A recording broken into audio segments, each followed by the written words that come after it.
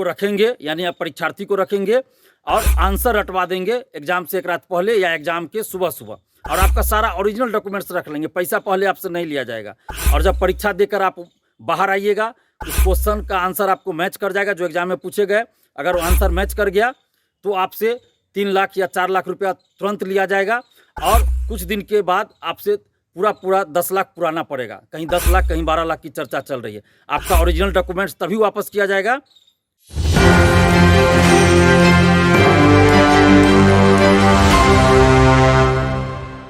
नमस्कार, मेरा नाम सदन, आप देख रहे हैं एक न्यूज़ 24। छात्र नेता दिलीप है। कल 3.0 TRE 3.0 की परीक्षा है। इसको लेकर छात्र नेता दिलीप ने छात्रों को शुभकामनाएं दी है, बधाई दी है, और उन्होंने कहा है कि फर्जीवाड़ा से नसीहत भी दी है कि आप लोग बच के रहिए। पहले आइए छात्र नेता दिलीप को सुनते हैं क्या कुछ कह रहे हैं। नमस्कार दोस्तों, मैं दिलीप कुमार। दोस्तों, कल 15 मार्च को BPSC TRE 3 के क्लास 1 to 5 और 6 to 8 के लिए परीक्षा आयोजित होने जा रही है। इस परीक्षा में अपनी मेहनत और ईमानदारी से शामिल होने जा रहे हैं आप सभी परीक्षार्थियों को हमारी तरफ से ढेर सारी शुभकामनाएं। आप पूरी सकारात्मक सोच के साथ परीक्षा दीजिए, अच्छे से परीक्षा दीजिए, और किसी भी तरह के कदाचार से बिल्कुल दूर रहिए। पेपर लीक, धांधली सेटिंग या किसी भी अन्य तरह के कदाचार से बिल्कुल दूर रहिए, क्योंकि आप ऐसे मामलों में अगर संलिप्त पाए गए तो 5 साल या उससे अधिक समय के लिए आप सभी तरह की परीक्षाओं से प्रतिबंधित कर दिए जाइएगा, जेल भी जाइएगा, आपकी बदनामी भी होगी।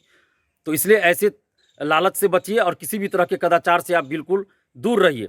अभी पिछले 3-4 दिनों से पूरे बिहार में ये चर्चा चल रही है व्हाट्सएप टेलीग्राम ग्रुप में, चाय दुकानों पे, कोचिंग संस्थानों के आगे, कि एग्ज़ाम से एक रात पहले शिक्षा माफिया दलाल सेटरों द्वारा ये कहा जा रहा है कि एग्ज़ाम से एक रात पहले आपको 10 से 12 लाख रुपया में क्वेश्चन दे दिया जाएगा, उसका आंसर आपको दे दिया जाएगा, आपको आंसर रटवा दिया जाएगा एग्ज़ाम से एक रात पहले।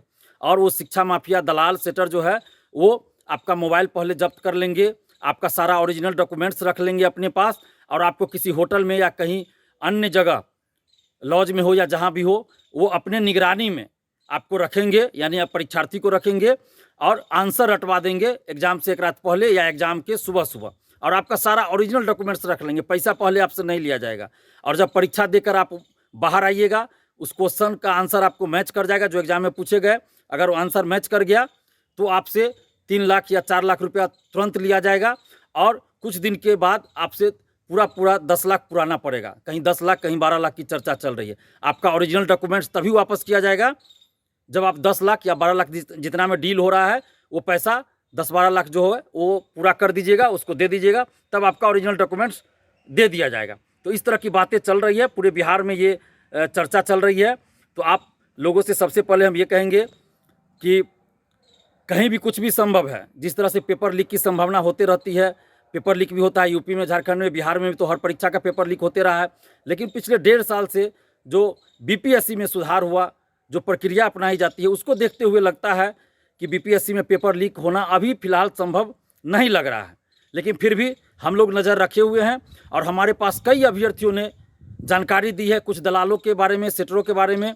तो हमने वो सारी बातें, जो जानकारी हमें दी गई है अभ्यर्थियों के द्वारा बिहार के अलग अलग ज़िलों से, हमने BPSC को भी बता दिया, सूचित कर दिया है, पुलिस प्रशासन को भी बता दिया है, आर्थिक अपराध इकाई को भी बता दिया, सूचित कर दिया है। हम लोग नज़र रखे हुए हैं, और आप लोग से भी आग्रह करेंगे कि सबसे पहले तो आप किसी भी तरह के लालच में न फंसे, और पूरी सकारात्मक सोच के साथ परीक्षा दीजिए, अफवाहों से दूर रहिए।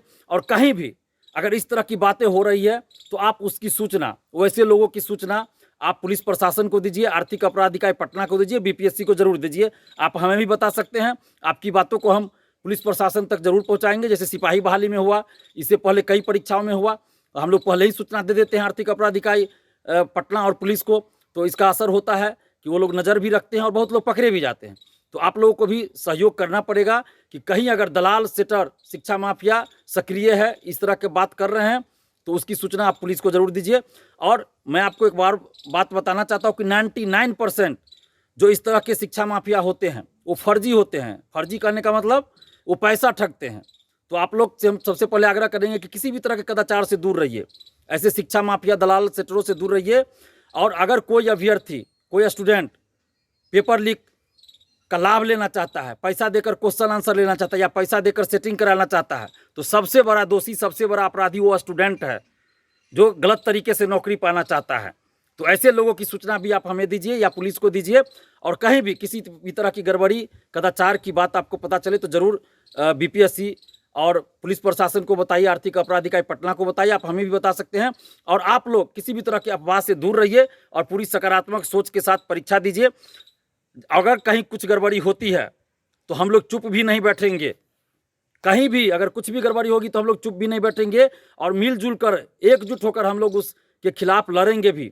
अभ्यर्थियों के, छात्र युवाओं के साथ कहीं भी अन्याय होगा तो हम लोग चुप नहीं रहेंगे और उस अन्याय के खिलाफ लड़ेंगे। और पुलिस प्रशासन, आर्थिक अपराध इकाई और बीपीएससी से भी हम आग्रह करेंगे कि ऐसे मामलों पे नज़र रखी जाए और शिक्षा माफियाओं पे, दलालों पे, सेटरों पे कठोर से कठोर कार्रवाई की जाए। आपने साफ तौर पर टीआरई 3.0 को परीक्षा को लेकर उन्होंने छात्राओं को बधाई दी और उन्होंने शुभकामनाएं दी है कि फर्जीवाड़ा से बचें और अच्छे से एग्ज़ाम दें। अगर इस तरीके की कोई घटना होगी तो आपके साथ हम खड़े रहेंगे और आपके लिए हम लड़ाई लड़ेंगे। यानी दिलीप छात्र नेता को उनका साफ नसीहत था कि किसी भी तरीके के फर्जीवाड़ा से आप लोग बच के रहिए और आप लोग अच्छे से एग्ज़ाम दीजिए। अगर ऐसी कुछ होगी तो हम आपके लिए अवश्य लड़ेंगे। बहरहाल इस खबर में इतना ही। खबरों के लिए बने रहिए न्यूज़ 24 पर। मेरे सहयोगी पिंटू के साथ मैं सतनजी पटना।